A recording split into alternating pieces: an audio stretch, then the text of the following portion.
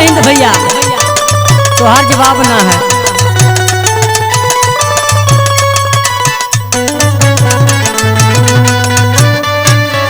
वाह सुनील भैया वाह।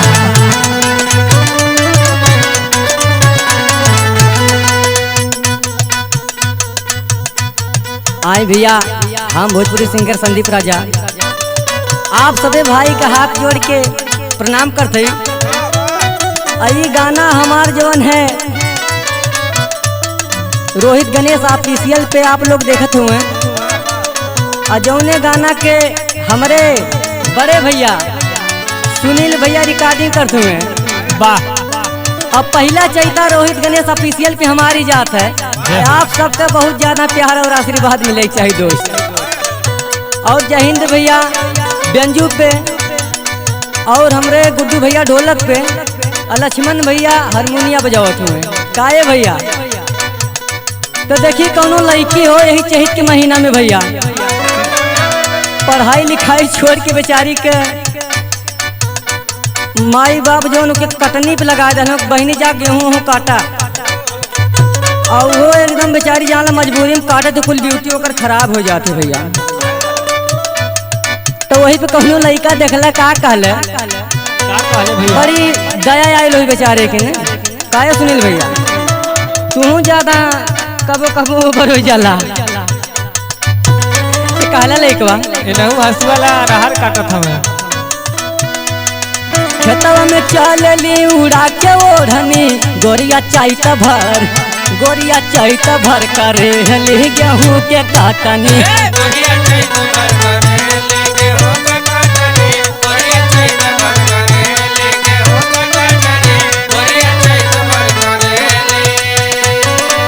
हे गेहूँ के कटनी हो गेहूँ के कटनी, हे गेहूँ के कटनी हो गेहूँ के कटनी, गोरिया चैता भर करे हली गेहूँ के कटनी।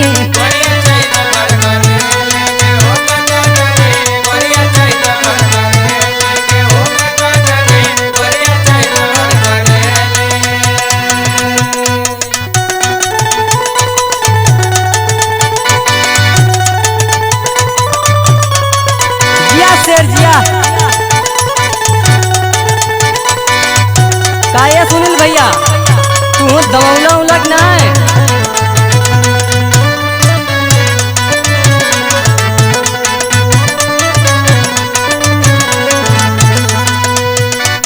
और काले लइकवा भैया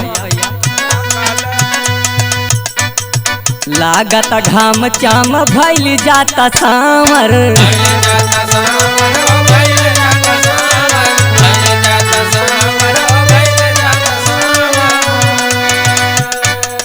दिन दिन घाट जाता देहिया के पावर।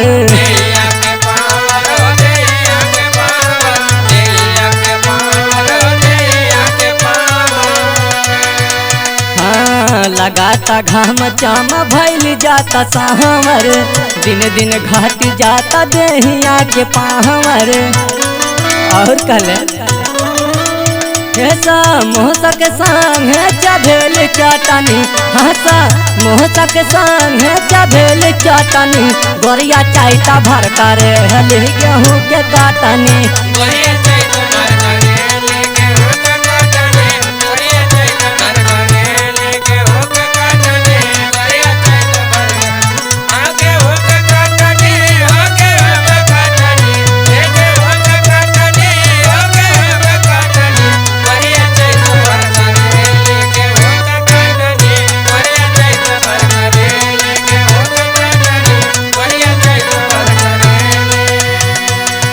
रहिया में चालू उड़ावेलू गरदा,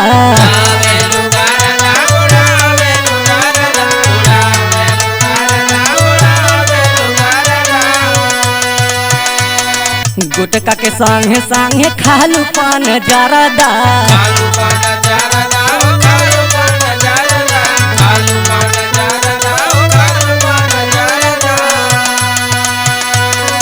रहिया में चालेलू उड़ा हवेलू गारादा गुटका के संगे संगे खालू पान जरादा यारवा के संगे करेलू साटानी आय है यारवा के संगे करेलू साटानी गोरिया चैत भर करे हेली गेहूं के काटनी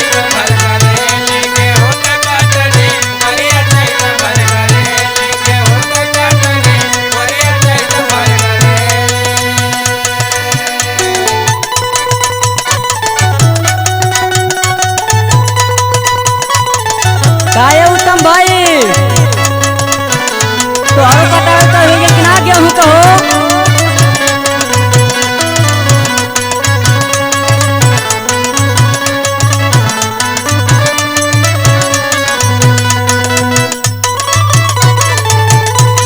काये रोहित भैया आओ देखा हंसुआ लेके वाजन कहाँ जाते हैं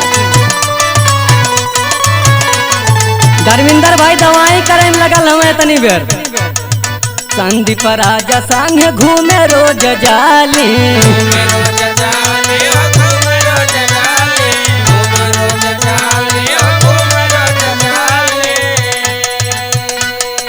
बढ़िया बाजारिया में चाट फुल्का खाली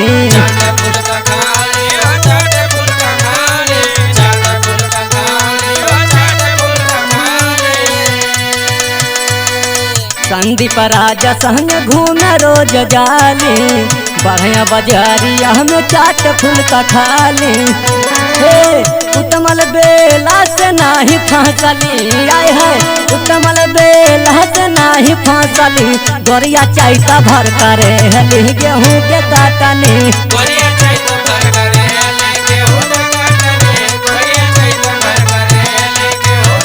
गेहूं के कटनी हो गेहूं के कटनी गेहूं के कटनी हो गेहूं के कटनी गोरिया चैता भर